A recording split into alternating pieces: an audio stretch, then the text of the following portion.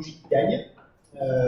On va accueillir Didier qui remplace au pied levé Michel Rubirola qui est retenu à Marseille, notamment dans la circulation du Covid, mais qui était parmi nous en vidéo hier soir, mais qui n'approuvait pas dans cette salle, on n'a pas de vidéo, et avec qui j'étais au téléphone tout à l'heure, Didier est maire d'un secteur, le 4e et 5e arrondissement, 3e secteur. Grégory, que vous avez déjà vu hier soir, maire de Lyon, Pierre, maire de Bordeaux, et Jeanne Barseguian, maire de Strasbourg. Normalement, je vais donc accueillir deux femmes et 2 hommes qui avaient gagné. Du coup, ça va faire un léger déséquilibre, mais Didier va compenser ça avec allégresse. L'objectif pour introduire un peu qu'est-ce qui a fait naître l'envie de cet atelier, c'est qu'après la victoire à Grenoble en 2014, on a évidemment été beaucoup questionné sur quelles étaient les raisons, la façon de faire, comment les candidats s'étaient préparés, comment les projets s'étaient préparés, comment les rassemblements s'étaient préparés, comment ça s'inscrivait dans une histoire d'écologie politique qui est forte à Grenoble. J'ai mangé des têtes de liste depuis 77 là, en juillet qui sont encore là, donc il y a vraiment une histoire de transmission. Mais à l'époque, on nous disait beaucoup, oui, mais Grenoble c'est particulier, c'est une sociologie particulière, c'est une histoire avec Avrier, etc. Et on disait, vous savez, à Grenoble en 2008, les écologistes ils font 15% aux élections municipales. Si on prend en France l'ensemble des villes où on fait 15% aux élections municipales, il y en a un paquet finalement qui sont potentiellement sur la liste. Et ce qui fait la différence, c'est finalement une culture peut-être du leadership, de la gagne, de la façon de préparer, de se préparer personnellement pour les têtes de liste, de préparer les dynamiques collectives, de préparer les projets. Et ce qui m'a semblé intéressant dans les 4 cas de figure qu'on a là, c'est que finalement il y a des profils extrêmement différents qui ont émergé dans ces municipales, mais qui toutes portaient l'écologie comme projet, la volonté de construire quelque chose, un projet ensemble qui fédère. Et de se dire que finalement on va assumer une incarnation aussi qui ne dit rien des qualités mirobolantes de Jeanne par rapport à ses colistiers ou de Grégory par rapport à ses colistiers, mais qui dit juste qu'on n'est pas tous aux mêmes fonctions et qu'on doit assumer ces fonctions et que finalement les périmètres vont être très différents, puisqu'à Marseille c'est le printemps marseillais qui a créé une vague extrêmement populaire. J'ai pu aller la voir de visu en allant soutenir Michel et ses équipes pendant la campagne, une espèce d'aura dans la ville qui je crois qu'il ne s'est pas arrêté d'ailleurs, mais quand Michel marche, il y avait même les ados qui applaudissaient de loin, c'est assez impressionnant. L'esthétique que j'ai pu voir aussi chez Dan, il y a des, je ne sais pas si vous avez vu ces affiches de campagne, mais c'est les plus belles de toute la France, je pense effectivement. J'ai gardé l'affiche, le Pins, je suis revenu. Là, avec une victoire là, contre le PS, à Marseille c'est avec, là c'est contre. À Bordeaux, tu as réussi Pierre à organiser le PS, les écolos et d'autres derrière toi, mais tu avais un contrepoids fort avec le FPA et la France Insoumise. À Lyon, dans une élection d'arrondissement, aussi une situation extrêmement particulière, avec des socialistes qui étaient passés tous, la République en marche, et puis finalement des gens qui ont émergé, des têtes de liste que pour beaucoup tu as rassemblé, toi, que tu as choisi et été cherché dans des mouvements climat ou dans les mouvements sociaux. Bref, des histoires différentes, mais qui ont quand même des racines communes, et ça m'intéresse que ces élus aujourd'hui viennent raconter et partager quels sont les facteurs personnels, collectifs, programmatiques de projet, et puis peut-être aussi quels sont le marquage, les chemins blancs. Jean-François Caron parlait hier soir des cailloux blancs qui pavent le chemin. Quels sont ces premiers cailloux blancs qui vous lancent? Voilà. Peut-être Grégory, on commence avec toi. Si tu veux, pas de problème.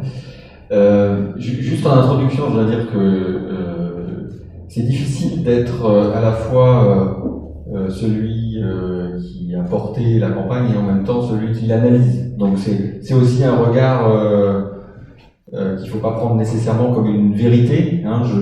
Moi, je trouve que c'était une super idée de faire cet atelier, mais faut vivre, faut que vous entendiez ce que je vais vous partager comme étant plus un témoignage qu'une vérité absolue. Du coup, je trouve ça intéressant qu'on soit 4 à en parler, parce que ça vous permettra sans doute de trouver ce qu'il y a de commun entre nous. La première chose que je voulais vous partager, c'est que ce qui pour moi a été un facteur déterminant, c'est quand il y a un peu plus de 2 ans, en fait, on décide à ce moment-là un très petit nombre de militants ELV, puisqu'après la séquence de 2017, vous savez que bon, on n'avait pas été particulièrement j'allais dire successful, enfin bon voilà, la séquence 2017 c'est pas de candidat présidentiel et pas d'élu au Parlement, donc on était tous un peu avec le moral dans les chaussettes, mais quand même en 2017 on se dit bon bah la prochaine échéance c'est les municipales, et comment on se positionne, et là à ce moment-là on est un très petit nombre à dire en fait on va partir pour gagner la ville. Et c'est l'objectif qu'on s'est donné. Et en fait, pour moi, ça a été un élément fondamental, et je dirais même fondateur, parce que le fait de se dire, on se donne comme objectif de gagner, et du coup de décliner des moyens, une temporalité, d'identifier tout ce qu'on a à faire dans les 2 ans qui viennent pour pouvoir gagner la ville, ça nous met en condition, et puis tu parlais des petits cailloux blancs, en fait, ça organise le travail, et ça, c'est fondamental. Ça veut pas dire qu'on était persuadé qu'on allait gagner, mais en tout cas, on a fait en sorte de mobiliser les moyens et les ressources pour que ça puisse être possible.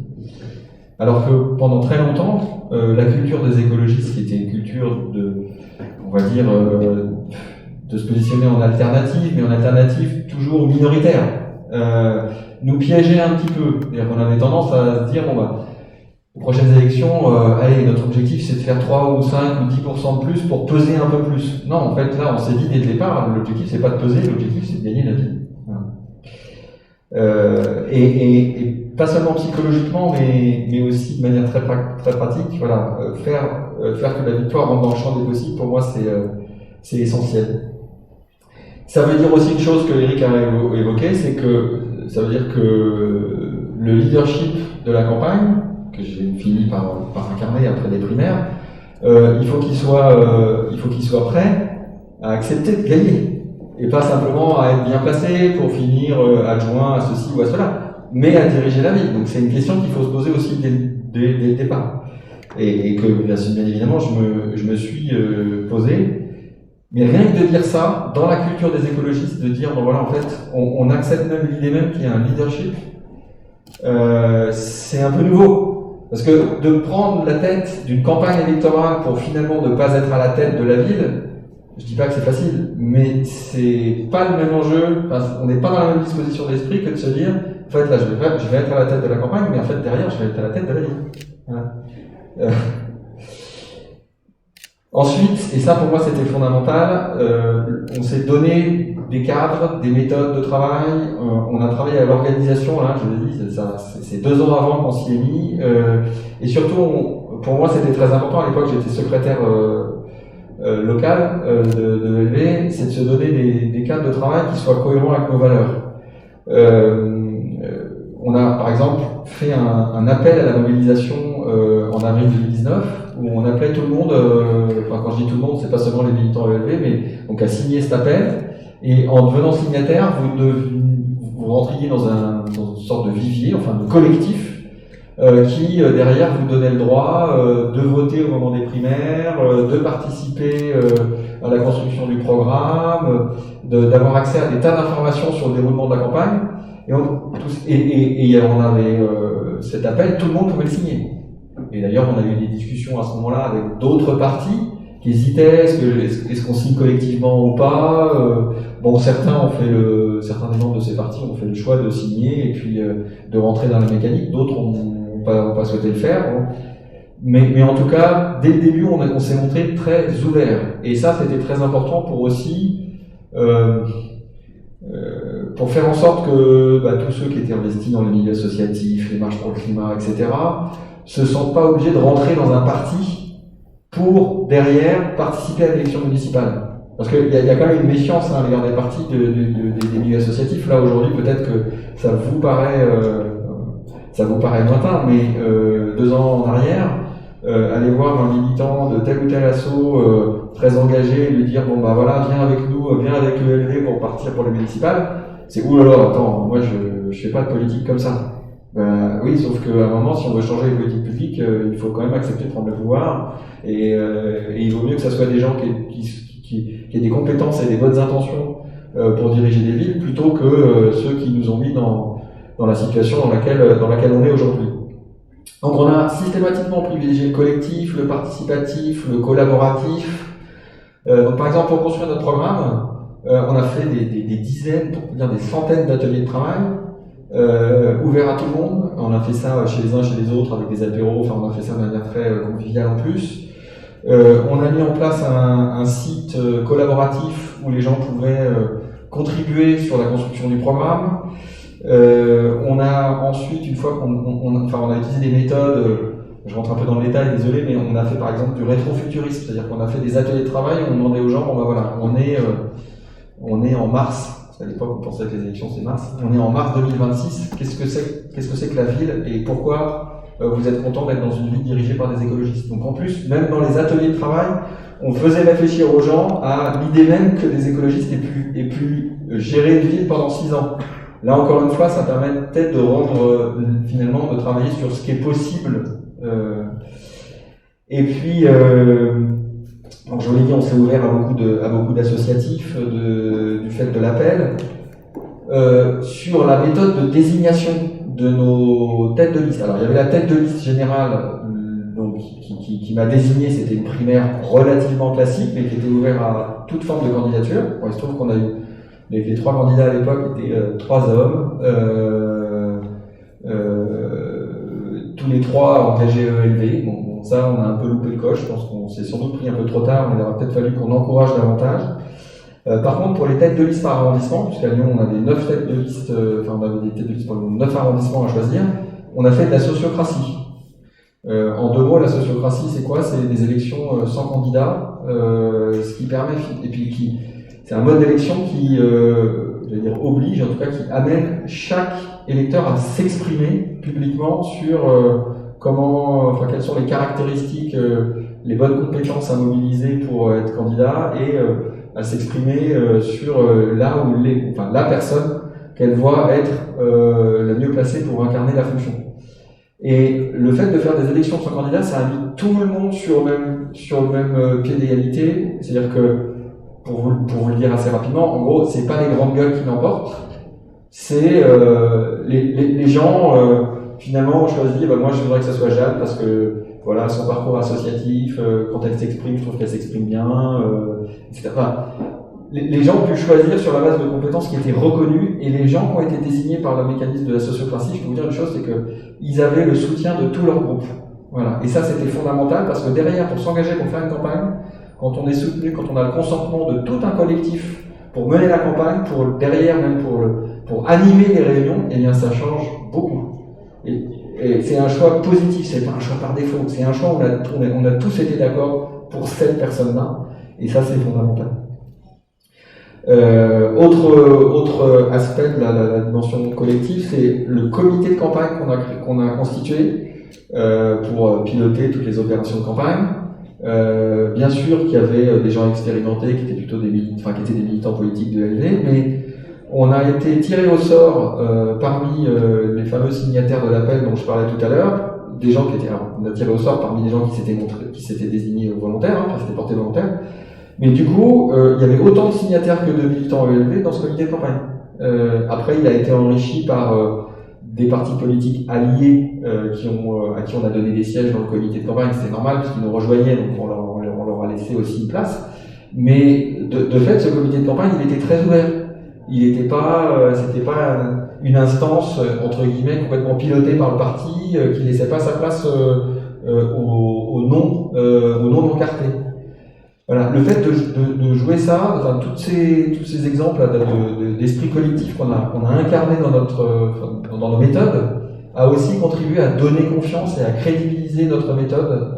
Et ça, pour moi, c'était très important. Donc, voilà. Dans un premier temps, je voulais vous parler de ces aspects méthodaux parce que pour moi, ils sont importants. Et je termine vite sur la partie plus politique pour que tout le monde, bien sûr, puisse s'exprimer.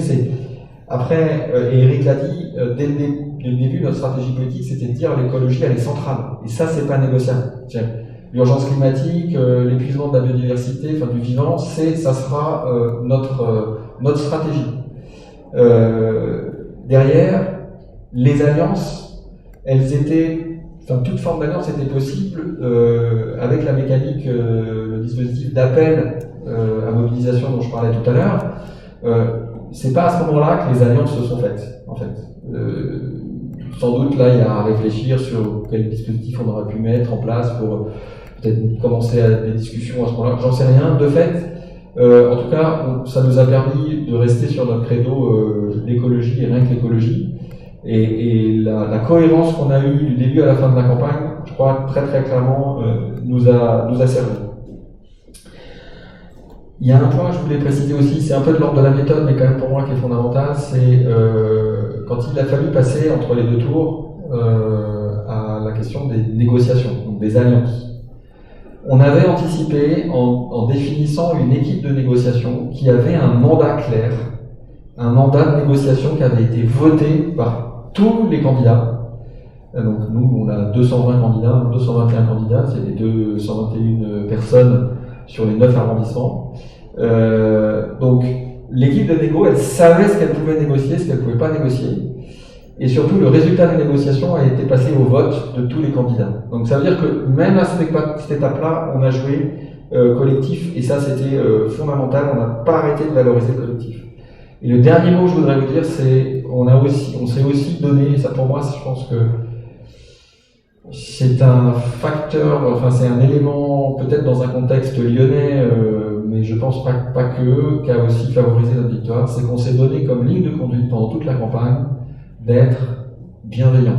C'est-à-dire pas d'attaque, quand on se faisait attaquer, on restait sur le projet. On restait toujours rien que sur notre projet, donc ça veut dire qu'on a passé notre temps on a pris de la hauteur en permanence.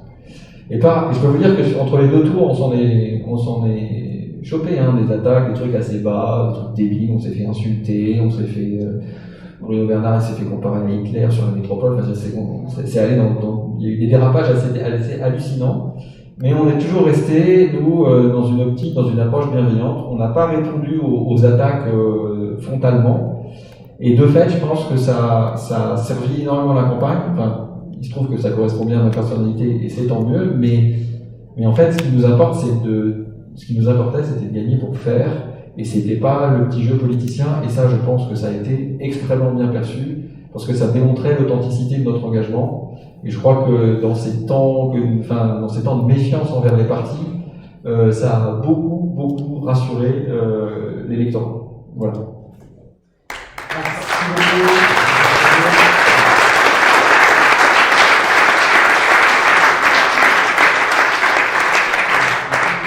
Je te propose de continuer. On peut essayer de donner un cadre de temps un poil plus court pour se dire que derrière c'est pas mal qu'on ait un quart d'heure à la fin pour prendre des questions, peut-être de questionnement stratégique, et puis faire aussi une petite incise sur qu'est-ce qui était peut-être le truc qui a failli merder, ou parce qu'on avance comme ça, évidemment, après on a gagné, donc c'est facile de dire, expliquer pourquoi on a gagné, mais il y a des moments peut-être qu'on s'est senti un petit peu sur la brèche. Et ça vaudrait la peine aussi, parce que parfois la pièce se retourne du mauvais côté. Je pense aux copains à Metz ou à Toulouse, alors qu'on aurait pu espérer les avoir aussi autour de cette table. Jeanne? Oui, merci. Je me reconnais beaucoup, et je reconnais beaucoup notre campagne et notre cheminement dans le témoignage de Grégory. Il n'y a pas de... Un truc que peut-être dont tu parles aussi, c'est l'entre-deux tours, puisque la candidature, la campagne de second tour est un peu singulière. Absolument. Oui, j'en dirai un mot. Je voulais juste quand même insister sur le début du cheminement individuel et collectif, parce que c'est pas anodin, et que pour pouvoir devenir maire, il faut effectivement franchir le pas de devenir candidat ou candidat tête de liste dans une grande ville française. Et effectivement, si c'est pas une vocation de départ, si on n'y pense pas tous les matins en se rasant, comme dirait l'autre, c'est un vrai cheminement et c'est un vrai processus. Et je tiens à insister un tout petit peu là-dessus, parce que je pense que ce qui nous a permis de réaliser des campagnes différentes, de porter des projets dans lesquels le projet était justement au centre, d'avoir des campagnes vraiment de fond, sur des sujets et d'être crédible en tant que tel, c'était aussi d'avoir des personnes complètement différentes, des personnes qui jamais jusque-là ne s'étaient engagées en politique ou qui, comme moi, étaient déjà engagées à mon petit niveau modeste et ne souhaitaient sûrement pas aller spécialement plus loin. Et il y a encore un an, et je dois vous le dire, la décision définitive de partir et de me présenter comme candidate tête de liste, je l'ai prise en juillet 2019. C'est-à-dire il y a un an et un mois. Donc c'était pas du tout préparé. Il y a eu ce cheminement important. Donc un mot encore sur le complexe d'illégitimité et notamment le complexe d'illégitimité des femmes. Je tiens à le dire, les femmes qui sont présentes là le savent bien. C'est-à-dire que pour nous c'est encore plus difficile de s'affirmer et de se voir et de s'imaginer incarner le leadership dont tu parlais, Grégory. Et donc c'est un effort, et c'est un effort qui demande un travail sur soi, mais qui demande aussi un véritable accompagnement collectif, un accompagnement dans la bienveillance, qui permette d'arrêter de se juger, de se mettre une pression monstrueuse, et qui permette au contraire de se sentir porté par ce collectif. Ayant moi-même vécu ce cheminement, ça m'a permis de pouvoir l'intégrer dans la campagne, dans la manière dont ensuite on a pu travailler à faire arriver de nouveaux profils, de nouvelles candidatures, avec un appel à candidature très ouvert pendant la campagne, qui là aussi a permis de dégager du coup un nouvel état d'esprit et d'avoir une diversité plus forte et aussi une représentativité plus forte de notre société, même si il faut rester modeste. Voilà, et on nous dira, on reste très CSP+, c'est pas encore si divers que ça, bien sûr, et ce travail, il faut continuer de le faire. C'est un travail de longue haleine, mais ça fera aussi partie de notre travail dans ces 6 prochaines années. Donc ça, c'est pour le cheminement individuel. Sur le cheminement collectif, tu l'as dit, mais je veux enfoncer le clou là-dessus. Le fait de partir pour gagner, une ville, c'était aussi un cheminement collectif. On était à Strasbourg, effectivement, un peu engoncé dans notre culture minoritaire, de supplétif. Nous apportons le supplément d'âme, nous apportons la poésie, le rêve, l'idéalisme. Non, là, en fait, on veut avoir les leviers pour agir, on veut avoir les leviers des politiques publiques pour changer concrètement la vie des personnes, et en l'occurrence à l'échelle d'une ville ou d'une métropole de 500 000 personnes pour la métropole strasbourgeoise. Donc ça aussi, c'est un vrai cheminement. Et donc finalement, nous sommes partis un peu sur la même logique que la vôtre, avec un lien au parti que je veux aussi décrire. C'est-à-dire là aussi, je pense qu'on a trouvé le juste équilibre, c'était pas évident, mais le parti a joué ce jeu-là aussi, le parti Europe Écologie Les Verts, de dire très bien, on vous laisse la main, on sera en appui, on sera en soutien à la dynamique, mais on vous laisse créer une dynamique très large, très ouverte, qui vous permettra d'accueillir toutes les personnes qui se reconnaissent dans un socle de projets écologistes, sociaux et démocratiques. Du coup, ça a fait affluer des personnes. Il n'a jamais été question, en tout cas au premier tour, d'accord d'appareil. Nous n'avons pas fait d'accord d'appareil, mais il ne s'agissait pas de gommer ou de renier l'identité politique des personnes, mais il s'agissait juste de dire que ce qui nous réunissait, c'était ce projet. Et donc on a des personnes issues du Parti communiste, issues de Génération, issues de Place publique, issues de mouvements régionalistes ou du mouvement des progressistes, qui nous ont rejoints, et puis une grande majorité de personnes qui sont toujours non encartées et n'avaient jamais fait de politique. Donc cet équilibre était intéressant, c'est-à-dire un parti entre guillemets en soutien et qu'on a très clairement dépassé, mais sans être jamais non plus complètement déconnecté, parce qu'on avait besoin du parti aussi pour toute la logistique de campagne, et je ne reviens pas là-dessus.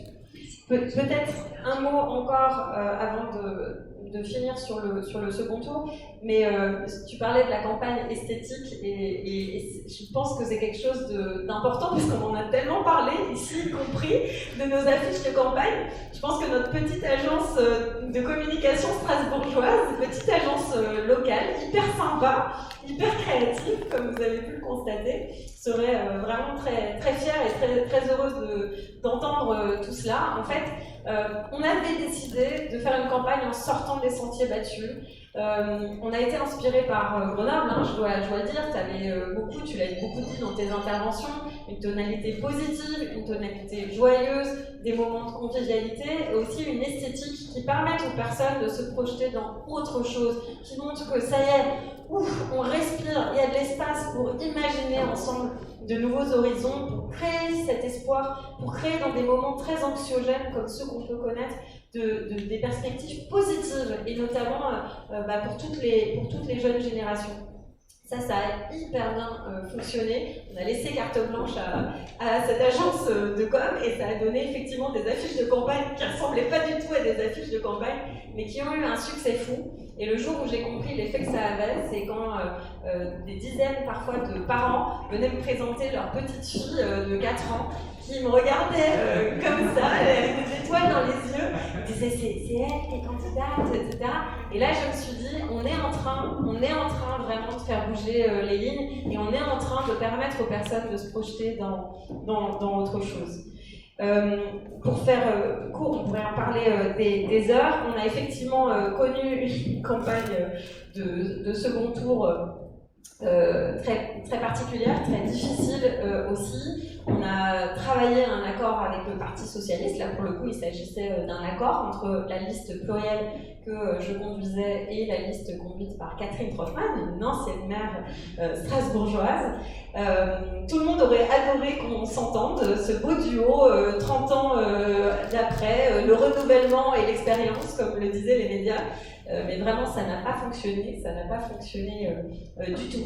Et donc, tu disais la brèche dans la campagne, très, très clairement, ça a été ce moment-là, un moment d'abattement, quelques jours vraiment de démotivation totale, tout le monde a dit c'est foutu, puis surtout qu'en face, un front anti-écolo venait de se constituer avec le candidat En Marche qui a rejoint son opposant historique des Républicains pour faire une alliance de dernière minute, parfaitement opportuniste. Et là, tout le monde nous a dit c'est foutu, ça y est, vous avez perdu, vous êtes nuls, vous n'avez même pas réussi à vous entendre, etc. etc.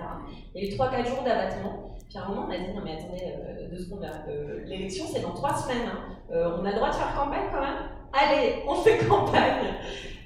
On s'est remotivé, on est reparti sur notre logique joyeuse, positive, dynamique, sur le terrain, sur ce foisonnement avec des sourires, la patate, vraiment partout dans la ville. Je peux croire que ça a fonctionné, puisqu'on a finalement, on est arrivé. Moi, j'ai toujours su que ça pouvait passer, mais je pensais que ce serait très serré. Et on est arrivé en tête. On est arrivé en tête avec 8 points d'avance, presque 9 points d'avance sur le candidat En Marche, avec 42% des suffrages, ce qui a été une surprise absolument incroyable.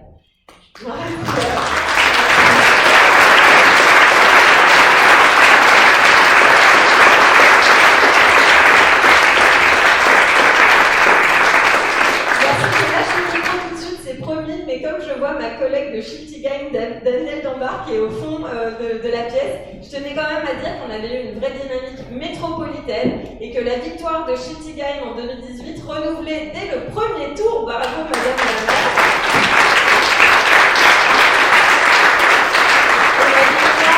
Et la victoire de notre collègue de Holsheim à Fabienne Basse a évidemment permis aussi de créer une vraie dynamique à l'échelle métropolitaine.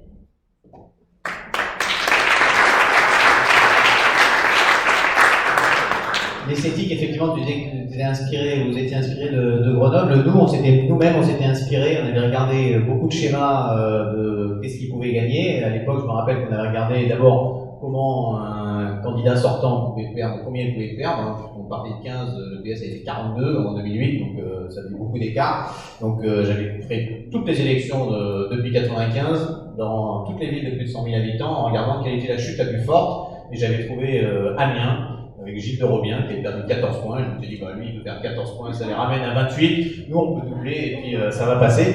Gilles de Robien, j'ai mangé avec lui il n'y a pas longtemps, d'ailleurs, on en a parlé, c'était rigolo. Et puis sur l'esthétique, on avait regardé à l'époque le film No, je ne sais pas si vous l'avez vu ce film, et on s'était dit, en fait, c'est ça qui nous... Moi, je voulais faire un truc, et je pensais que l'esthétique était fondamentale, en fait, dans l'esprit. Et on avait regardé No, et on s'est dit, voilà, si les gars, ils arrivent à faire une campagne pour le non, c'est quand même pas cool de porter une campagne positive en disant, faut voter non, et qu'ils arrivent à en faire quelque chose de beau, de joyeux, on avait partagé ça dans l'équipe, et on s'était dit, nous, ce qu'on veut, en fait, c'est faire No, là, une campagne où juste quand on regarde, on dit tiens, c'est beau, ça a du souffle, on a envie, ça nous correspond, il y a cette sincérité, je pense, qui est extrêmement forte, qui se sent en fait beaucoup. Hein, donc le côté positif, c'est ce côté sincère qui émerge, et donc on s'inspire tous les uns des autres.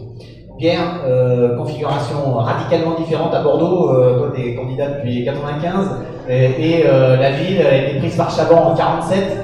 Ça fait 73 ans derrière de LR et ses prédécesseurs. Donc une ville où il y avait une histoire. Moi, je suis venu depuis pas mal de fois me dire que si, vous pouvez gagner depuis quelques années.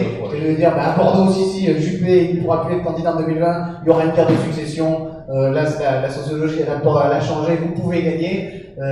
Et ça passe dans une config où le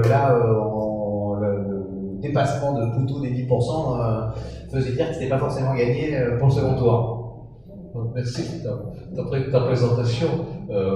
Avant d'aborder les spécificités bordelaises, je tiens à dire que gagner une campagne électorale, c'est le fruit d'une stratégie bien pensée, mais c'est aussi le fruit d'une équipe bien composée.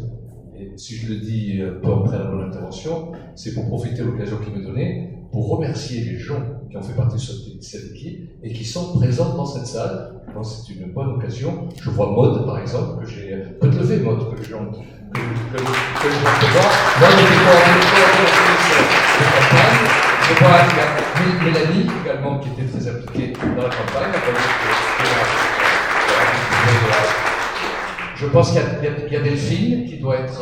non, Delphine n'est plus dans la salle, donc Delphine qui est maintenant adjointe. Il y a Brigitte également, je ne sais pas si Brigitte Bloch est là, je l'ai vue tout à l'heure, elle n'est pas restée. Bon, je ne sais pas s'il y en a d'autres, mais bon, en tout cas, c'est une équipe.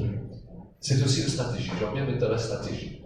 Et la spécificité bordelaise. La spécificité bordelaise, c'est que nous avions le même pouvoir politique depuis 73 ans, avec essentiellement deux maires, deux fortes personnalités, Chaban-Delmas qui est resté maire pendant 48 ans, et celui qui a succédé, Alain Juppé, qui est resté maire pendant 25 ans. Donc vous voyez, Bordeaux, on se situe vraiment dans la longue durée. Et si je dis ça, c'est pas uniquement pour critiquer pas mes adversaires, je n'étais pas de Chaban, j'étais de Juppé, voilà. Donc, mais pour dire que moi aussi, je me suis inscrit dans le long terme, puisque j'ai été élu d'opposition à Alain Juppé pendant 25 ans. Alors, 25 ans, je me suis accroché en me disant bonjour, on va finir par gagner. Et comme je le disais hier soir, chaque élection perdue, je disais publiquement devant la presse de façon très solennelle, mais chaque fois ils avaient oublié que je l'avais déjà dit la fois précédente, mais peu importe, mais je le disais chaque fois de façon très solennelle, les soirs de défaite sont des veilles de victoire. Julien l'a rappelé d'ailleurs tout à l'heure, j'ai trouvé ça assez amusant, mais dans les soirs de défaite sont des veilles de victoire, il faut s'en convaincre. Moi, je l'ai répété 4 fois. Moi. Avant le 21 mars 2000, c'était quoi 2008, la dernière élection oui, 2014, pardon, 2014. Donc, 2014, le 21 mars 2014, je l'ai dit, je ne me doutais pas forcément que cette fois-ci c'était sincère et que ce scénario-là allait se réaliser 6 ans plus tard. Mais il faut se mettre dans la tête de celui, de celle qui va gagner.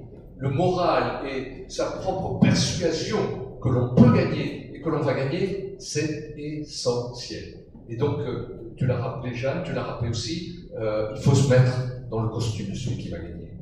Et quand vous êtes élu d'opposition pendant longtemps, comme je l'ai été, le problème c'est que vous vous enfermez dans le costume de celui qui est l'opposant, peut-être l'opposant numéro 1, mais l'opposant. Vous savez, moi, dans mon baladant dans les rues de Bordeaux, j'ai été frappé. Très souvent, les gens m'arrêtaient pour me dire « Ah, monsieur Urmix, heureusement que vous êtes là, car on a vu ce que vous avez dit, de ceci, de cela, des messages très encourageants. » Puis à la fin, ils me disaient « Vous savez, moi, de toute façon, je ne vote pas pour vous, je vote Juppé. » Mais enfin, heureusement qu'il y a des opposants comme vous, hein. Heureusement que vous êtes là. Donc, ils avaient fini par totalement m'inscrire dans le paysage politique comme étant l'opposant qui leur plaisait bien, mais comme étant l'opposant. Et même Juppé s'y était fait aussi en disant « Mais voilà, je suis l'opposant, mais il ne faut pas se laisser enfermer là-dedans. » Et on s'y est d'autant moins laissé enfermer que systématiquement, et je pense que cela est vrai dans notre ville aussi, le maire nous piquait nos idées. Au fur et à mesure, plus c'est moi s'il avait d'idées, il nous piquait nos idées. Mais il ne nous les piquait pas au moment où on les proposait, il était malin. Il nous les piquait 5 ou 6 conseils municipaux après, pour que la presse ait oublié que l'idée, c'était nous qui l'avions proposée. Donc, il nous piquait l'idée comme si elle était la sienne, etc. Jusqu'au jour où j'ai dit en conseil municipal, il vous garantit, il n'est pas facile à déstabiliser, mais ça l'a un peu déstabilisé. Alain Juppé, je lui ai dit, écoutez, monsieur le maire, que ce soit clair, On n'a pas vocation à vous inspirer, mais à vous remplacer. Là, ça l'a dit, tiens, et là, je crois qu'il s'est passé quelque chose. Et même moi, c'est une phrase, je me promets, totalement improvisée. Ça m'est venu un peu la colère du moment. Et là, je me suis dit, mais ça y est, ça c'est un pas de franchi. Il faut vraiment que tu sortes de ce rôle d'opposant et que tu arrives à persuader eux que tu vas, la fois prochaine, les remplacer. Et c'est à partir de ce moment-là que mes amis bienveillants m'ont dit aussi, quand il faut que tu changes de costume, ils m'ont dit dans tous les sens du terme, arrête de t'habiller comme l'as de trêve, c'est-à-dire comme un verre, arrête de t'habiller comme l'as de trêve, commence à t'habiller un peu mieux comme quelqu'un qui pourrait être maire. J'ai acheté 2 costards, j'ai acheté des vraies chaussures, j'ai abandonné le tennis. Donc j'ai commencé à me mettre dans le costume lui-même, mais ça veut pas t'allumer, mais c'est vachement important. C'est vachement important. Donc il faut se mettre dans le costume de celui ou de celle qui va gagner l'élection. C'est un préalable indispensable. Je vous le dis d'expérience, et il faut comprendre que tout le monde a l'air d'accord sur ce point-là. Maintenant, sur la stratégie. Je vais être plus bref parce que je me suis retrouvé notamment dans la stratégie lyonnaise, alors qu'on n'allait pas parler avant l'élection. L'appel. Nous aussi, on a lancé un appel. On a appelé ça l'appel de Bordeaux. Attention, l'appel de Bordeaux pour le climat, l'écologie et les solidarités. Donc, on a lancé cet appel au mois de juin 2019 et on a reçu énormément de réponses qui nous ont permis de constituer ce que tu appelles un fichier, mais tout aussi on appelle un fichier, qui nous a aidé à construire le programme. Et tous les gens qui s'inscrivaient sur cet atelier, peut-être quelques temps, j'en sais, peu importe, on a pris le risque, s'inscrivaient à nos ateliers de travail, et c'est ainsi qu'on a co-construit un programme à partir du fichier de ceux qui avaient signé l'appel de Bordeaux pour le climat, l'écologie et la solidarité. Ça nous permettait de casser les logiques partisanes, comme vous l'avez dit, c'était indispensable pour gagner cette élection, de casser les logiques partisanes. Donc une fois que cet appel a été lancé, une fois qu'on a eu un certain nombre de réponses, on s'est dit, là on va commencer à parler plus politique. Et on va commencer à parler avec des partenaires potentiels. Et une fois que la campagne était lancée, on a vu dans les signataires, notamment des socialistes. Donc on les a rencontrés, j'en sais bien, on est ravis, donc on va monter cette liste des municipales avec vous, ensemble. Donc les socialistes, première réunion qui dit, écoutez, on va faire une concession. On est d'accord pour pas que ce soit nous qui prenions la tête de liste. De façon très condescendante, on lui dit, bon, on est d'accord, là, on te laisse la tête de liste, on la revendique pas. Il dit, mais par contre, bien entendu, tu nous donnes la deuxième place, ça se discute pas. Ah, mais je lui dis, ça se discute pas parce que vous n'aurez pas. Moi, je ne vais pas monter une liste écolo-socialo. Non. Vous n'aurez pas la deuxième place. Alors à ce moment-là, ils ont commencé à dire, bon, voilà, la troisième alors. Non, vous n'aurez pas la troisième. Bon, la quatrième. Non, pas la quatrième. Voilà, la cinquième. Voilà, la sixième, ouais, là on commence à discuter. Donc on a retenu la 6e place. Mais à ce moment-là, je pensais qu'ils claquaient de la porte, en disant on va monter dans le final. Non. Ils ont accepté. Ils ont accepté d'abord parce qu'ils ne pensaient pas eux-mêmes qu'on allait gagner, franchement. Et après, à partir de la 6e place, ils ont commencé à négocier des postes intéressants en cas de défaite. En disant, voilà, si on perd, au moins on veut y aller. Donc là, ils ont été assez arrogants pour discuter les places qui suivaient. Mais bon, ils n'ont pas eu en tout cas de place avant la 6e place. Pour nous, c'était très important de dire, c'est pas une liste écolo-socialo, c'est pas les vieux scénarios qu'on vous propose, c'est pas une liste de partis. C'est une liste écolo. On a réuni toute la famille écologiste. On a décrété que la moitié de la liste serait composée de sociétés civiles, ce qu'on appelait des primo-arrivants politiques, c'est-à-dire des sociétés civiles pour les nommer de façon un peu plus inventive, mais on s'y est tenu. Et on a monté notre liste comme ça. Et la campagne s'est plutôt bien passée, si ce n'est que ce qui nous a beaucoup aidé, c'est que la liste adverse, c'est-à-dire la liste du maire sortant, c'est-à-dire l'héritier de ces 73 années de chamanisme et de juppéisme, qui avait été installé par Juppé, si vous connaissez un peu l'histoire bordelaise, à peu près un an avant l'élection, Juppé était parti pour aller au Conseil constitutionnel, donc il avait installé un de ses lieutenants, donc c'est lui qui menait cette liste, s'appelle Olaf Darbian, et ils étaient persuadés qu'ils allaient gagner. Pas un instant, ils n'ont songé qu'ils pouvaient perdre cette élection, franchement. Et ça nous a beaucoup aidé, ça les a rendus extrêmement arrogants. Dans les débats, ils étaient d'une arrogance folle, tellement on pensait qu'on allait continuer à les aspirer, et qu'à aucun moment on avait capacité à les remplacer. Tous les sondages ont pu les donner gagnants. On n'a pas eu un seul sondage qui établissait même une vraie concurrence. Ils étaient donnés largement en tête devant nous. Et même le seul sondage de l'entre-deux tours, puisqu'il n'y en a eu qu'un seul, le seul sondage de l'entre-deux tours, les données 5 points d'avance sur notre liste. 5 points d'avance sur notre liste. J'avoue, quand j'ai eu connaissance à 10 jours de l'élection de ce sondage, j'ai fait vraiment j'allais dire une déprime carabinée, mais qui a duré une demi-heure. Une demi-heure, j'étais au fond du trou, en me disant, on peut pas remonter 7 points. Et puis au bout d'une demi-heure, je me suis dit, bien sûr qu'on peut remonter 7 points. Bien sûr qu'on peut remonter 7 points. Et là, je peux vous dire, on y est allé de Clément. On y est allé de Clément. On a fait une campagne de fou. Présent sur le terrain. La campagne finissait le vendredi soir à minuit. À minuit moins 5, j'étais encore au Place de la Victoire. On a distribué des tracts, on a discuté avec les gens, on a fait de l'animation sur la place, etc. On a fait une campagne de tonnerre. On a fait un procès, qu'on a perdu, mais peu importe. On a fait un procès à la liste rivale en disant vous utilisez les moyens municipaux. Contre nous, on a fait un référé devant le tribunal judiciaire pour le manifestement illicite, etc. Enfin, on leur a tout fait, si vous voulez, tout fait. On s'est déchiré. Et ça a marché. Et ça a marché. Mais ça a marché, je vais vous dire, quand je dis que tous les sondages étaient favorables, y compris le dimanche soir. Le premier sondage sorti des urnes les donnait 5 points d'avance sur nous. Moi, j'arrive à la permanence à 20h, je suis accueilli par le directeur de campagne, Nicolas, qui n'est pas là, c'est dommage, et qui me dit, écoute, on va commencer la soirée avec une mauvaise nouvelle, le premier sondage sorti des urnes vient de sortir, la liste de Nicolas Florian, elle est 5 points devant nous. Je me suis dit là, tout ça. Je me suis dit, c'est pas possible, quelle mauvaise soirée on va passer. Et puis, plus la soirée avançait, plus les cartes se resserraient, jusqu'au moment où France 2 annonçait que la liste écolo arrivait en tête. D'abord, on a eu du mal à y croire, puisque personne ne misait une cacahuète sur ce scénario-là. On a eu du mal à y croire, et la deuxième partie de la soirée était formidable. Au fur et à mesure, moi, on était dans un magasin, la permanence c'était un ancien restaurant, et on voyait derrière les vitres les gens qui arrivaient. On s'est dit, mais c'est formidable, il y a un monde fou dans la rue. Et notre permanence, elle était à 150 mètres de la mairie, ou 100 mètres de la mairie.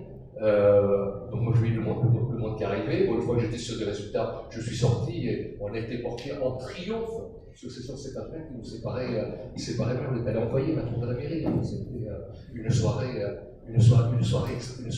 extraordinaire. Et enfin, je vais terminer là-dessus. Comment on a fait après, une fois la victoire? Le plus dur restait à faire, les répartitions, la Johnson, on n'en avait jamais parlé. Jamais. Je vous dis, même les socialistes, quand je disais, la seule chose qui les intéressait, c'était bien placé dans le scénario perdant, si bien qu'ils n'avaient négocié aucune place à gauche qu'ils m'avaient donnée. Moi, j'étais plutôt content. Je dis, un peu comme ça, je t'ai dit, on a donné des postes que je veux, puisqu'ils ont bien négocié, mais on l'a fait de façon très loyale, très transparente. Le dimanche qu'a suivi l'élection, on a organisé un séminaire à côté de Bordeaux, dans la campagne, sur un cas très bucolique et très pacifié. On a fait un système d'intelligence collective avec des post-it, etc., pour déterminer le poste adjoint. Et je peux vous dire, ça s'est vachement bien passé. Ça s'est super bien passé, et on était arrivé à un processus de désignation d'adjoint parfaitement partagé, parfaitement consensuel, et je dis ça très, très bien démarré. Donc, le samedi suivant, on avait l'élection avec les adjoints. D'abord, on a fait le conseil municipal pour les maires. Comme on était parti pour les adjoints, on a remporté un million celui pour l'élection des adjoints. Donc, entre-temps, on a fait le séminaire. Donc, l'élection des adjoints, ça s'est parfaitement passé. La spécificité que l'on a à Bordeaux et qu'on a eue pendant la campagne, tu l'as rappelé brièvement, c'est que nous, on a fait une liste de rassemblement donc toute la famille écologique avec le PS, Génération, le PC. Je ne sais pas si j'inclus les radicaux de gauche, j'étais plus ou moins, j'étais centriste, etc. Peu importe, mais donc on a rassemblé cette famille-là, la gauche traditionnelle, républicaine, mais on avait quand même, parce que longtemps que je parle comme ça, on avait une liste rivale qui n'a jamais voulu discuter avec nous, qui a toujours considéré qu'on était la gauche bourgeoise. C'était une liste menée par Poudou, c'était le seul candidat qui a une dimension nationale dans cette campagne. Donc une liste Poudou qui rassemblait donc, le nouveau parti anticapitaliste et surtout LFI, qui l'a fourni des troupes, parce que Poudou n'avait pas beaucoup de troupes LPA sur Bordeaux, mais LFI a fourni des troupes, et ils ont mené une campagne très agressive contre nous. Très agressive contre nous. Donc campagne difficile avec une droite bien installée, une gauche de la gauche très agressive vis-à-vis de nous, et malgré tout ça, on a gagné. Malgré tout ça, on a gagné. Voilà ce que je voulais vous raconter.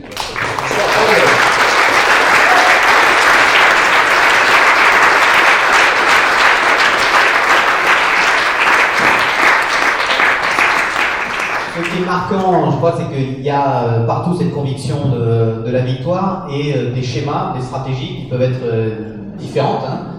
Grégory, toi, au contraire, je crois que tu avais plutôt fixé tes adjoints avant, à Strasbourg comme à Grenoble, nous on le fait plutôt après. Mais en fait, ce qui est important, c'est d'avoir une stratégie. C'est aussi l'occasion de penser, ta soirée de victoire refait penser que il faut penser aux copains lillois qui ont vécu l'inverse. On a tous été... Moi, j'ai même dû commenter la victoire lilloise. Et donc c'est vrai que l'histoire parfois peut être cruelle, mais ça montre juste qu'on est passé tout près et que ça passera la prochaine fois. C'est aussi intéressant de voir la différence de parcours. Il y a des gens qui, comme toi, sont là depuis très longtemps, d'autres qui venaient de s'engager, comme Léonore. On avait fait un atelier avec Léonore Moncoduit et Emmanuel Denis l'été dernier. Et aussi de dire que c'est l'occasion de dire que là on est face à 4 personnes qui n'avaient pas de sortant. Toi, c'était un an avant, hein, donc il n'y avait pas vraiment de notoriété, mais qu'il y a aussi des gens qui ont gagné contre des sortants. Je pense à François Astorg à Annecy, hein, qui a battu Rigaud, qui était pourtant très consensuel et sortant. Léonore, évidemment, qui bat le maire socialiste sortant. Emmanuel Denis, qui bat maire de droite sortant. Donc en fait, dans les villes que nous avons gagnées, on a quasiment autant de gens qui ont battu des sortants que qui ont gagné dans une configuration nouvelle. Et aussi en termes de profil, des gens très différents, puisque à Marseille, on va finir par toi Didier, mais il y a presque un scénario, j'allais dire, à la madrilène. En tout cas, moi, ça m'avait fait penser à ça, parce que à Madrid, je ne sais pas si vous vous rappelez, en 2015, il y a un mouvement qui se lance, mais ils n'ont pas de tête de liste. Et donc ils vont chercher Manuela Carmena, personnalité extraordinaire. Elle a écrit un bouquin génial que je vous invite à lire, extrêmement féministe et extrêmement engagée. J'ai eu la chance de travailler un peu avec elle. C'est vraiment une femme extraordinaire. C'est pas repassé manifestement, malheureusement pour un point cette fois-ci à Madrid. Mais ils ont été chercher la candidate qui leur semblait la meilleure candidate pour gagner. Et à Marseille, je trouve que c'est vraiment ça. Il y avait ce rassemblement. Mais qui a été chercher Michel en disant toi tu as le profil pour finalement conduire ça avec un talent et une aura forte et des gens aussi qui s'engagent pour la première fois comme toi à ce niveau de responsabilité Didier. Donc partage un peu cet élan du printemps marseillais qui nous a fait rêver. Merci Eric. Bonsoir à toutes et à tous. D'abord, il me semble important de dépeindre le contexte à Marseille. Marseille, c'est une ville socialement détruite. C'est une ville qui arrive à ne plus pouvoir respirer après 25 ans de clientélisme poussé à son extrême, où les services publics, municipaux, ne marchent plus. Et nous arrivons dans ce contexte-là où cette ville, qui est pour le touriste extraordinaire, vue de l'intérieur, avec ses morts écrasés par des bâtiments qui s'écroulent, son contexte de tous les jours, sa pauvreté qui est omniprésente, sa saleté, a des aspects repoussants. Et donc toute la campagne s'est bâtie dans ce contexte-là. Et au départ, il y a eu la Constitution, donc on est parti sur des valeurs qui sont très semblables à celles de chacun de vous, c'est-à-dire un collectif large, un rassemblement.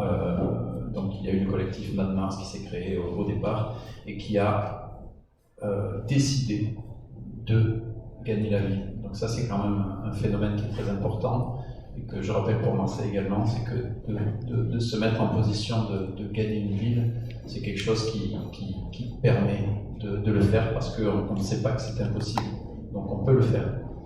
Et donc dans ce contexte-là, effectivement, Eric, tu l'as dit, Michel est arrivé avec ses valeurs, avec sa sensibilité, avec son honnêteté, et elle a pu émerger parce qu'elle a su se mettre au-dessus des luttes de parti.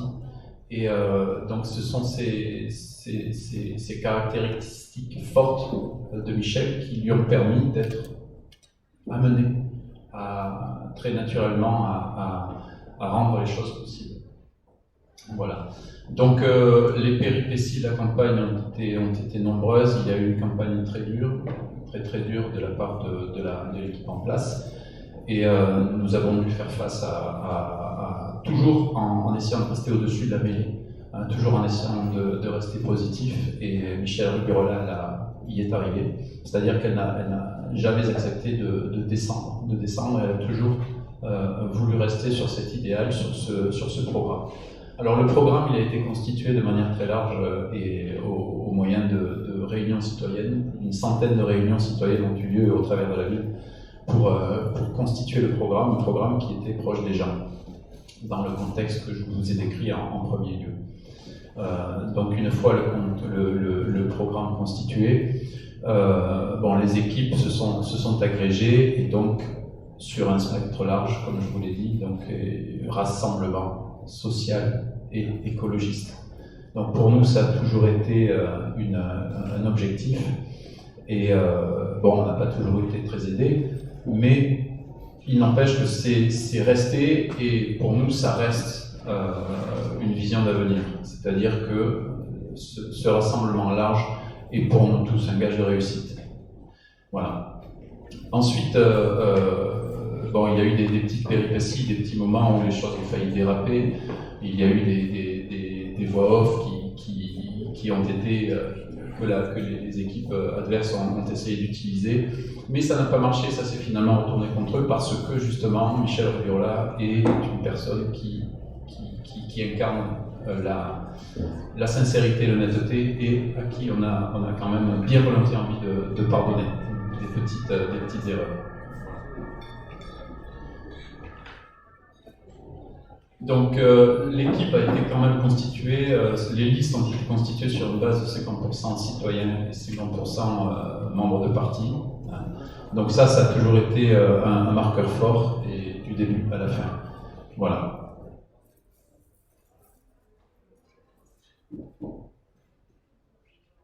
Donc, et la politique de gauche qu'on a voulu mettre en œuvre, elle a, dans le contexte toujours de départ, permis de parler à un large spectre de Marseillais qui avaient une attente énorme. Voilà, c'est à peu près tout.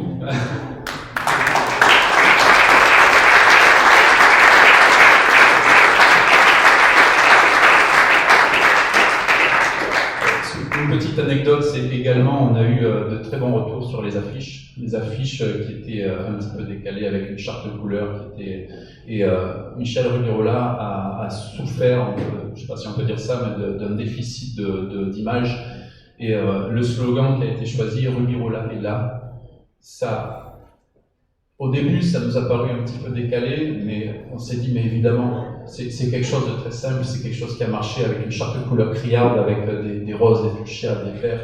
Et c'est quelque chose qui a porté la campagne du début à la fin, c'est-à-dire que les gens attendaient. La charte de couleur était très attendue, il y avait des bannières, il y avait des affiches. Et cette petite anecdote-là a permis quand même peut-être que pour toi ça a été pareil, à des enfants d'afficher les posters de Michèle Rubirola dans leur chambre. Réellement. Parce qu'elle a joué au foot aussi, alors. Il y a une histoire, exactement. Voilà, c'était la petite anecdote pour terminer. Cette dimension, merci, on va laisser peut-être quelques questions à la salle. Cette dimension esthétique, elle est très forte.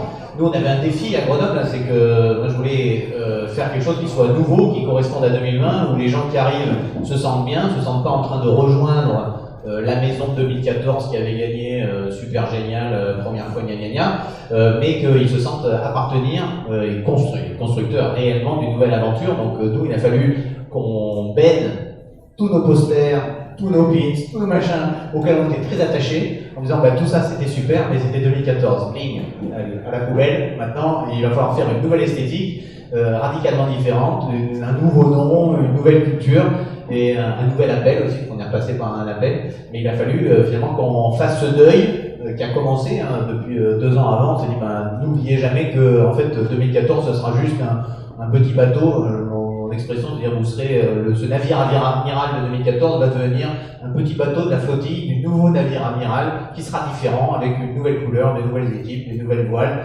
et finalement il faut se mettre au service de ce projet 2014. Ça n'a pas été simple pour les élus de lâcher finalement, et les élus au début sortants, on est 46 élus, on est moitié de sortants, moitié de nouveaux, donc on a fait 23 vraiment, et il a fallu faire ce deuil-là qui a été compliqué pour toutes et tous, et aussi de pas n'allez même pas, les élus sortants disaient, n'allez même pas aux réunions de projet au début.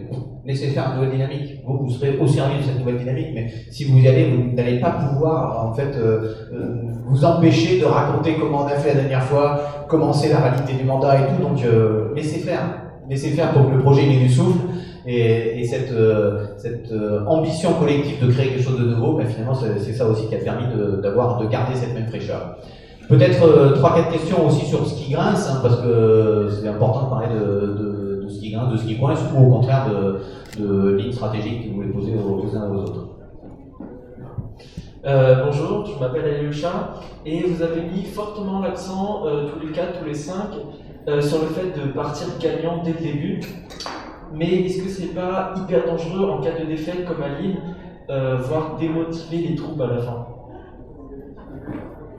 Mais moi j'ai une question, donc vous incarnez tous il y a une volonté de changement, Éric Piolle incarnait déjà le changement, il a été réélu avec vraiment un pourcentage incroyable, mais donc voilà, il y avait un espoir, vous aviez les idées pour vous, et en plus vous êtes tous vraiment des belles personnes qui respiraient la sincérité et intellectuelle et humaine, donc ça c'était des vraies forces que vous aviez tous aussi. Moi j'avais une question, c'était... on est des écologistes, moi depuis 4 ans je connais un peu la maison aussi. Est-ce que vous avez joué le jeu de répondre aux craintes éventuellement de certains de vos administrés en quelque sorte? Est-ce que vous avez dû faire de la pédagogie? Est-ce que vous êtes rentré dans ce jeu de la justification ou pas du tout? Il y en a qui veulent troisième question. Et oui, moi j'ai juste une rapide question pour Jeanne. Est-ce qu'en tant que femme, on est leader différemment? Commence. C'est juste un petit témoignage, Philippe Leclerc, maire adjoint à Villeparisis. Je suis tout à fait le contre-exemple de tout ce que vous avez, c'est passionnant tout ce que vous avez dit vraiment. Moi je suis arrivé comme Jeanne moins d'1 an avant l'élection, dans une équipe qui était constituée depuis longtemps, qui faisait campagne, qui se montrait partout, les socialistes et des communistes principalement. Petit peu d'extrême gauche,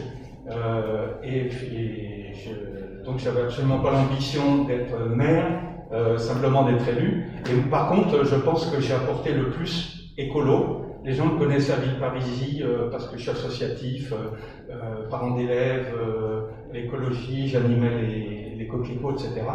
Et donc c'est d'autant plus passionnant de voir la démarche que vous avez faite, parce que moi j'étais resté associatif jusqu'à il y a 1 an. Voilà, ça met en relief. Merci.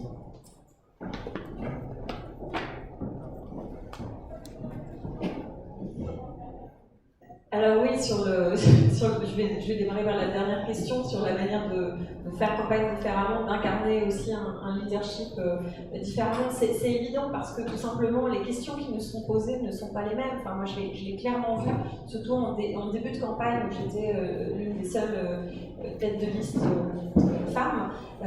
Les questions, notamment les questions des journalistes, très régulièrement, la question qui m'était posée était quand même le fameux costume n'est-il pas trop grand?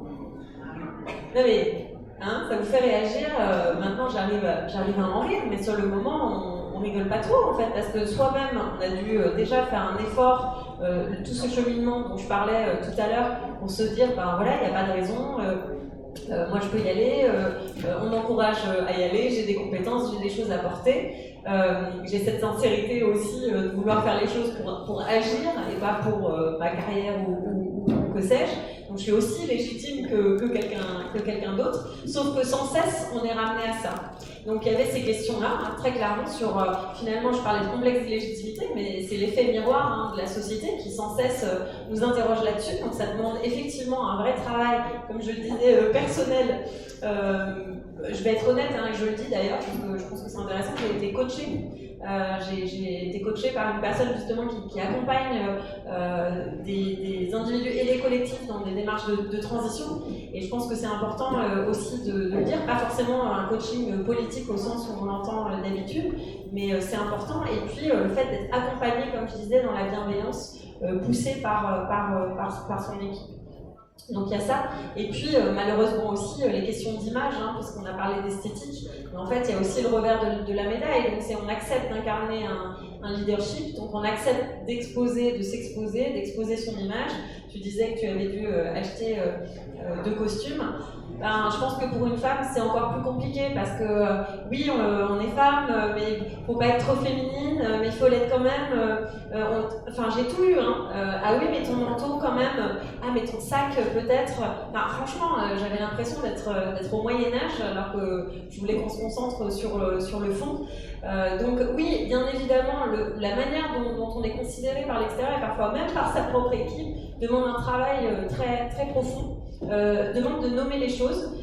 J'ai organisé des réunions en non-mixité choisies avec notamment des femmes qui s'interrogeaient sur le fait d'être candidates ou pas, parce qu'on avait besoin d'échanger sur ça. On avait besoin d'échanger sur les implications pour nous au niveau personnel, dans nos vies familiales, au niveau professionnel, de ce que ça signifiait de se lancer comme ça en politique, et évidemment le fait de le faire collectivement, ça nous a aussi rendu plus fortes. Et comme je le disais, et j'en ai aussi, je le constate encore aujourd'hui davantage après cette victoire, ben, ça a ouvert des portes, je pense, et des perspectives pour tout un tas de femmes dans notre ville et je pense au-delà.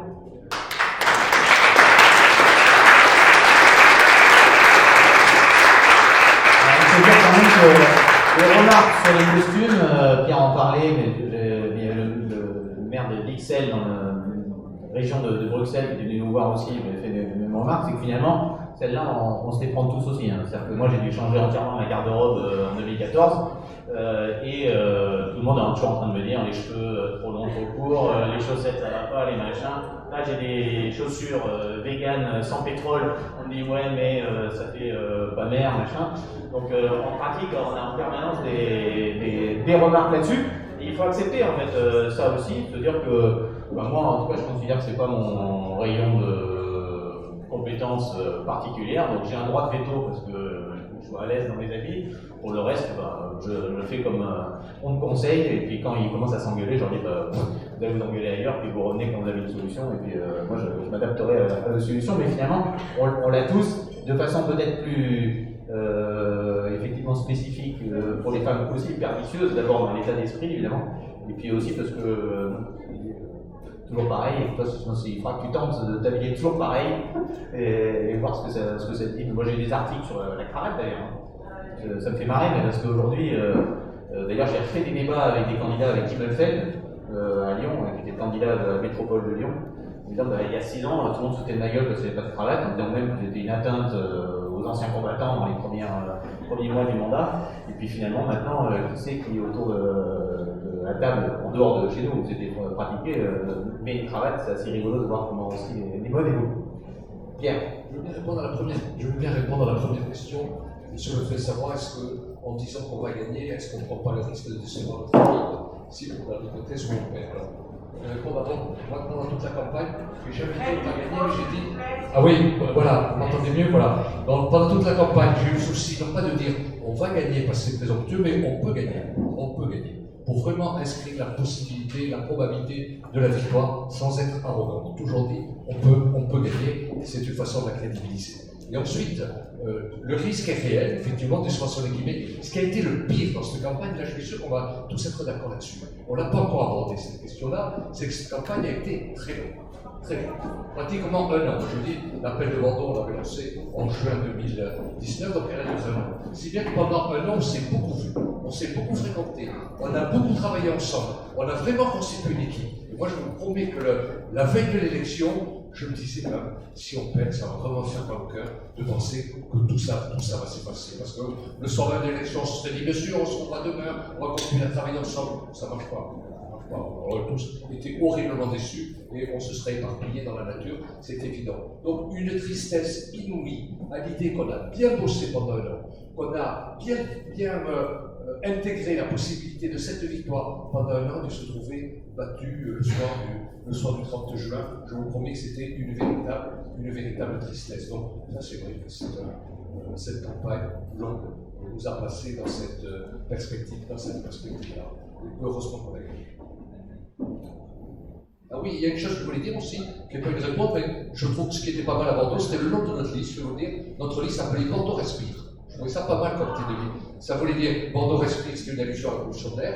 Et puis Bordeaux Respire, après 73 ans de pouvoir ininterrompu de la droite, les Bordelais avaient besoin de respirer. Alors, c'était Bordeaux Respire, bien sûr, avec un point d'exclamation qui était symbolisé par un arbre.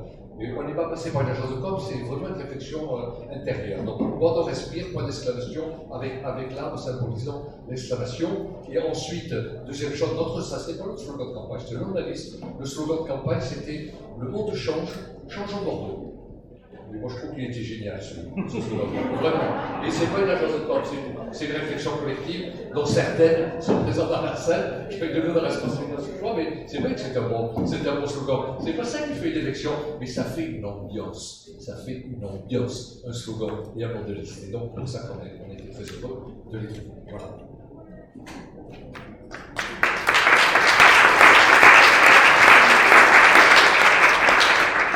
Je vais aller dans le sens de Pierre, juste une petite précision par rapport à la déception qu'on peut avoir quand on s'est dit qu'on pouvait gagner.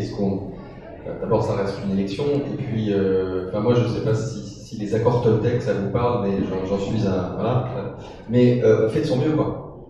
Et le fait de se dire qu'on peut gagner et qu'on fait de son mieux tout au long de la campagne, à la fin, on aurait pu perdre aussi à Lyon, mais je pense que j'aurais eu quand même très très peu de regrets, même si, comme tu l'as dit, Eric, il y a aussi des choses qu'il faut revisiter pour voir là où est-ce qu'on aurait pu mieux faire. On pourrait citer Mandela qui disait je perds jamais, soit je gagne, soit j'apprends, mais une campagne c'est aussi ça. Et on a essayé nous d'apprendre tout au long de la campagne. Et d'ailleurs, la longueur de la campagne pour moi a été tout autant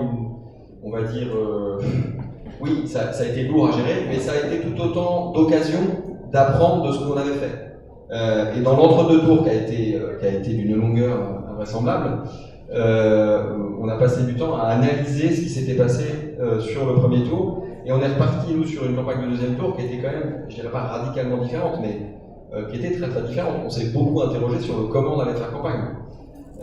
Et juste un petit point pour le deuxième tour, la campagne du deuxième tour qui a quand même duré 2-3 semaines, pas 3 semaines. Nous, entre-temps, on avait commandé toute une série de vélos cargo qui tiraient des grandes affiches dans toute la ville. Et pendant 3 semaines, les vélos n'ont pas arrêté de tourner, avec des gens qui les faisaient circuler. Et en fait, on voyait que du vert dans la ville. Et le fait d'occuper l'espace public comme ça, avec du vert, ça, alors peut-être pas avec la même esthétique magnifique qu'à Strasbourg ou à Marseille, mais en tout cas, il y avait du vert partout. Et je pense que ça a donné cette impression qu'en fait, on était là. Sans jeu de mots sur Rivirola pour le coup. Mais, sur la question de la justification auprès des habitants, alors ça dépend comment on prend la question, mais c'est ça faire de la politique, c'est d'expliquer.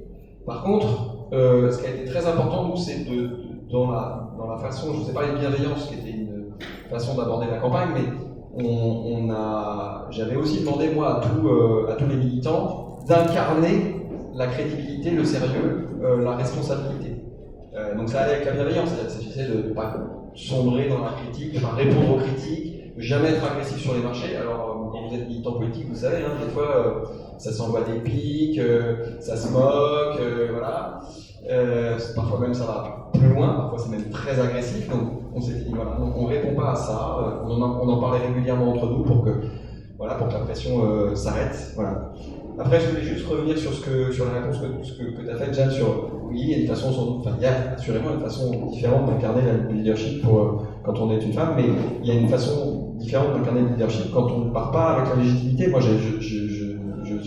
j'étais un illustre inconnu, pas élu auparavant. Donc la question de la légitimité, moi, on n'a pas arrêté de me la poser.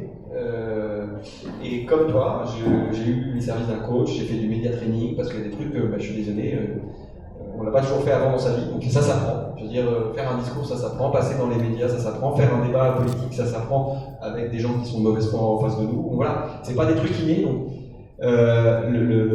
s'engager dans une campagne, c'est pas non plus un truc complètement inné. Si je le dis, c'est parce que je veux renforcer cette idée que, et je crois que ça correspond bien à nos personnalités, il y a personne qui est providentiel ici devant vous.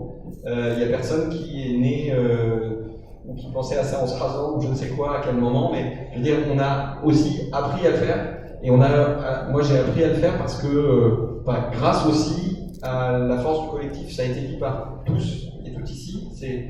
Il y a des tas de gens dont j'ai appris pendant la campagne qui étaient des militants aguerris.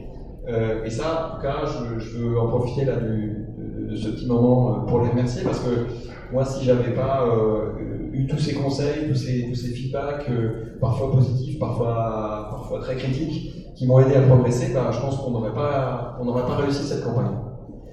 Merci beaucoup, ça sera le mot de la fin de l'organisation de les grands films. Un grand bravo, un grand merci à vous, merci Didier d'avoir remplacé Michel et tout levé. Et puis rappelez qu'il y a Jeanne, mais nous avons également donc Michel, Anne Vigneault, Léonore Moconui, donc 4 femmes qui ont gagné des grandes villes.